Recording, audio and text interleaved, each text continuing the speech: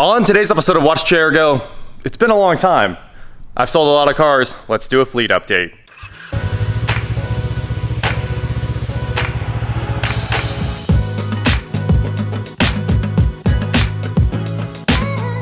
What is going on, guys? I'm Watch Chair Go, and today I'm here in the warehouse with the majority of my cars. There's still quite a few that stay at the house, but today we're gonna go around, show you guys all the cars, talk about all the cars that I've sold, and then we're gonna get back to work on the balcony. Every project in here is on a parts hold right now, or something is majorly wrong, preventing me from continuing to work on it, and we're like halfway into all of the videos on all these cars, and we're just stuck. So very soon, well, tomorrow, obviously, we'll be back on a project. I don't know what, but we have to make daily videos here.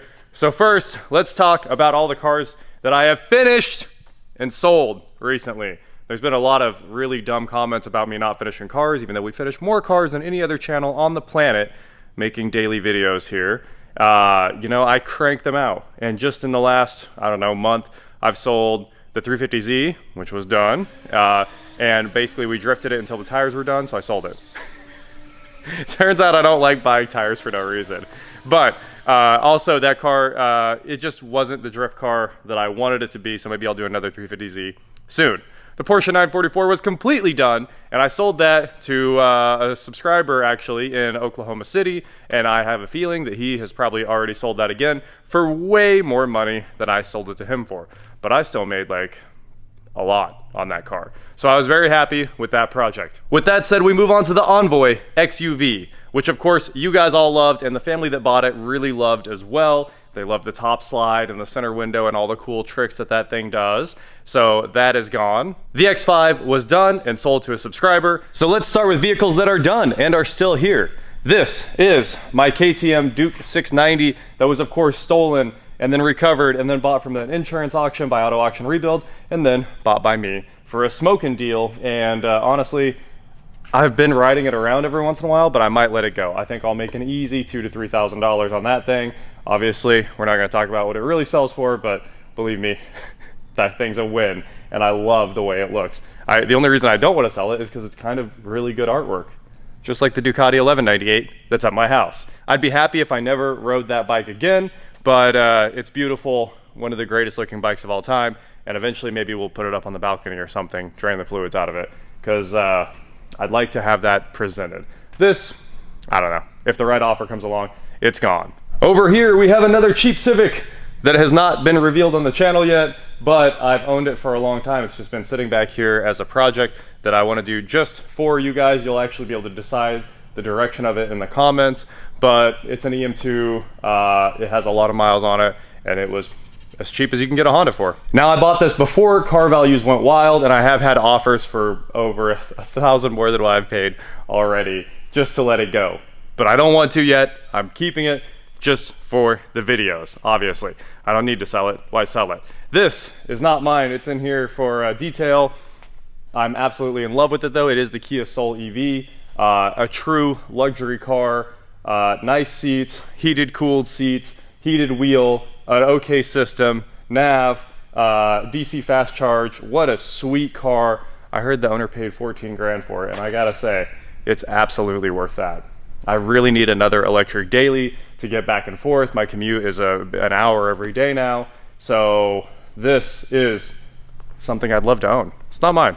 Of course, the off-road channel, we are going in over there. I spent hours yesterday out ripping this thing and having an absolute blast. I'm trying to get all the Moab videos up, and then we'll move on to the mods on this thing and building it for Baja and just generally tearing it up off-road. It's definitely one of the greatest things I've ever bought, and I'm absolutely in love with it.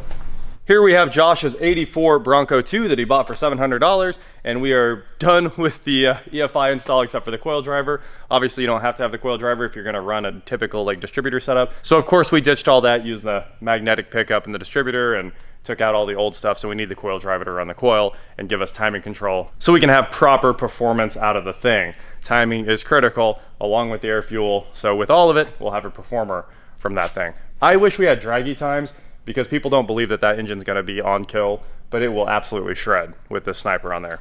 The $5,000 C5 is getting some epic new mods right now, and that's why the welder's sitting there, so we can get that done because lots of stuck bolts on that car. My 2011 Audi A6 that I bought for $4,500, and this one's going to be a huge win. I'll make well over $5,000 on it. I think it's actually pre-sold, but then again, we're not going to talk about what it actually sells for. People just seem to not know where my money comes from while we make absolutely wild money on these cars. The engine swap is complete on this, and I just need to tie up a few things to get it running again. Basically, I'm just waiting on the power steering reservoir. Anyway, this is not mine. This is a C6 Z06 that is sitting here for some upcoming episodes, which will be really cool. My R32 GTR, which is just incredible. I love that thing. Next up, I hate to tear it apart because it's perfect right now, but it is dumping oil out of like the front in the intercooler area, which lends a lot of credence to all of our ideas that the turbo seals are bad and the thing's filling up with oil. So I've got to get it apart. We've got to drain the oil out of the intercooler, and we've got to send that turbo off for a rebuild. Here's my 2011 Nissan Cube, and all the parts are here except for the transmission. Hopefully that gets here very soon, and this thing will be done and out the door. I know I really did want to R35 swap it because it would be the only Cube R in the world, but obviously salvage prices are through the roof, so I can't get a wrecked GTR for a reasonable price. I'd be paying like retail on a GTR to buy a wrecked one to put it inside this thing. So I'd rather just own a GTR, and the Cube will sell for a lot of money.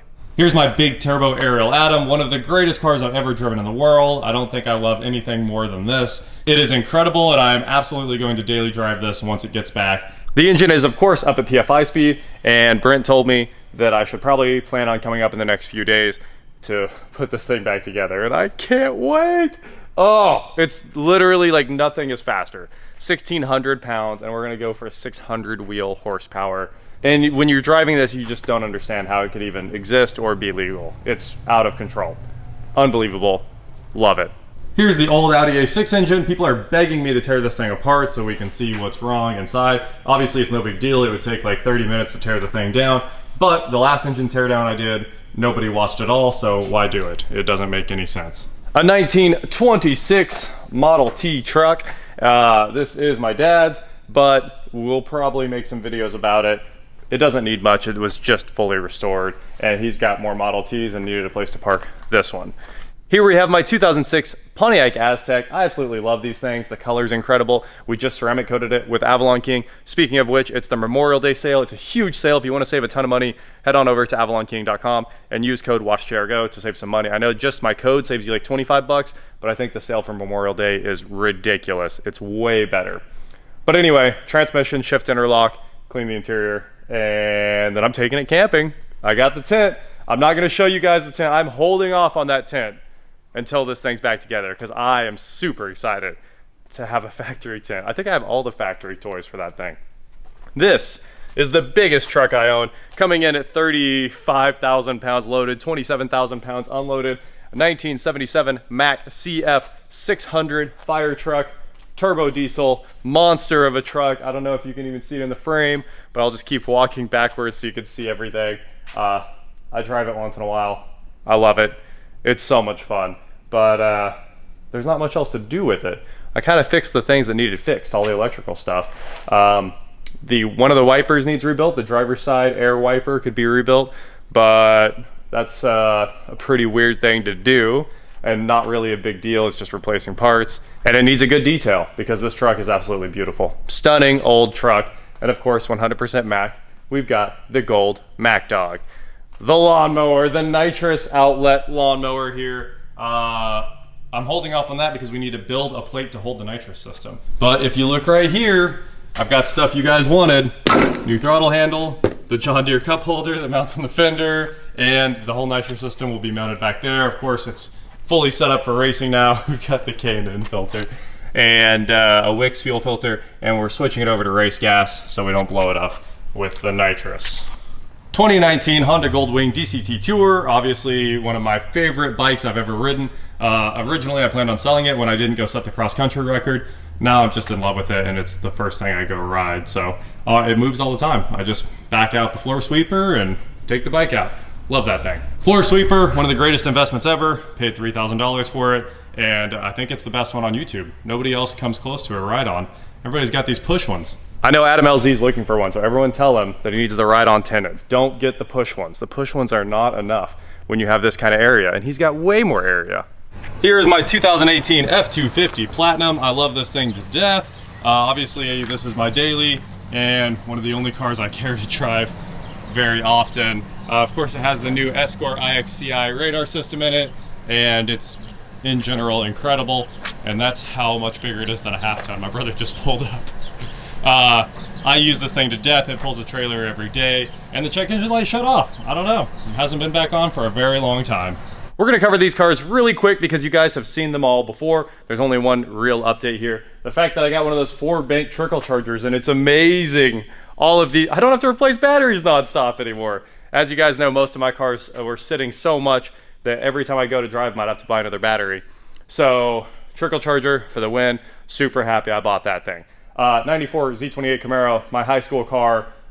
It runs and drives now. It's got freshly powder coated wheels, brand new tires with like 10 miles on them. It really hasn't moved in a long time because I want to rip it all apart and put a brand new LT1 drivetrain in it, repaint it to the factory purple pearl metallic that it is, and have a nice driver. So it's on the list, but just way down the line. Brand new hooker, black heart exhaust, sounds great, nice system, love the car. Honda TRX 400EX. We're rebuilding this on the off-road channel shortly. I've got the new engine. Basically all the parts are just sitting in my house for it. They need to come over here. My Saab 9.5 Aero, the turbo Saab.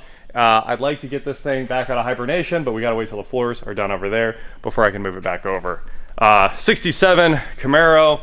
Oh, my absolute baby. I love this car more than most. We built this thing for LS Fest, took it there. It was in Holly's booth. It's Holly everything, Mechman alternator, and we're gonna lower the intake so the hood fits, and then rebody it and move the alternator down, rewire everything so it's fully wire tucked, put air conditioning back in it, and have a driver. The entire interior is at my house. I probably have $10,000 of new parts at the house, and it just needs the body paint, and she's ready to go again. I'm not gonna do a chassis like most people do. I want it to still be a 67 Camaro. This was my grandpa's 65 Ford F100 Custom, and it's absolutely amazing. It's on a Holley Sniper, the biggest one. Of course, everything I have is on Holley EFI. People somehow think I don't know the system inside and out, but I run it on literally everything, and it's the greatest thing in the world. It's so easy to install, and every once in a while, you just don't have a part. Josh's Trailblazer SS, it's over here because storage. This was like a 9-second Pontiac Firebird, and it's a roller, it's a friend's, it's in storage. And Josh's Fox Body. These ones obviously not mine, but my friends need a place to put stuff. I got a place to put stuff. We've actually done a lot of work on that thing on the channel. Stunning car. Last but not least, let's not forget my twin turbo, my Hefner twin turbo Audi R8 is at home, and that thing is like, it's selling for like $90,000 now. So the minute those ECUs are back, it's probably getting sold. My LS swapped Rolls Royce is there as well. Another one of my absolute babies that's never going anywhere. We are getting back on the rear end very shortly, and it'll be driving again. There you go. That's the entire fleet update. So we have here a giant 100-foot generator cord, because when you go to everyone's shop, it's always the biggest nightmare in the world. They always have dryer cord for extension cords for their welders. And you know that James Franco meme that that's what I think. I'm like, how could you do this? It's so terrible. So I bought a super expensive extension cord, and we are gonna have a correct welder extension cord. I'm gonna cut the ends off this thing right now, and I've got the right ones for the welder, and we should be able to get the welder anywhere in the shop with 100 foot. So we're gonna have a nice one that coils up. Nice. Let's get to it. Making it non-returnable. Very sad.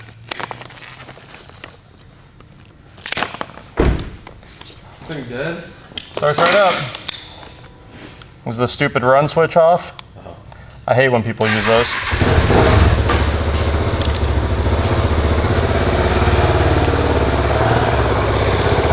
While Jared works on game plan, get Corvette exhaust apart, I'm over here prepping for the floors because that guy wants to start in a matter of days this week. All of these studs need cut out of the floor from where the crane used to be. So I've got 12 gigantic studs, and I already cut, I don't know, tons out, just now. The new welder cord is amazing and reaches literally forever. So we can finally get this thing over to the balcony and get to welding. We had to call it for today though because we ended up working on that Corvette for another 2 hours. We were planning on having all this done. Oh well, nothing goes as planned. Well, there you have it, a fleet update. It seems like every time I sell a car, 2 more appear, and finally, they're all pretty nice. I know everybody wants cheaper and cheaper cars, but the cheap cars now, honestly, the market's destroyed. I've mentioned this many times. So the cheap cars you're buying now are just absolute trash. Like everything in the 300 to 500 range should have been crushed. Cars are, like the cars we were buying last year for $300 to $500 are now worth $1,500 to $2,000. And that's just the market. That is it for today, guys. Thank you so much for watching. Don't forget to head on over to shop, watchjrgo.com. We're getting cool shirts, not like this. And please like, share, subscribe, do whatever you want to do. And I will talk to you next time. And next week, we get to do an update where this shop is 100% empty. And I get to keep cutting stuff out of the floor because the floor guy, he's raring to go. He has been for some time. So I got to get, I mean, this is going to take forever. I need like 2 days just to clear this place out. As soon as the floor and the liner panel gets replaced, I can move this into place and we will start to turn the entire front of the shop into nothing but toolbox. Oh, it's already beautiful. Stacks of specialty tools, CRC chemicals. There's this drawer here. This drawer here is 100% tire. Like this is all TPMS setting, valve stem install, wheel weight tools, valve stems,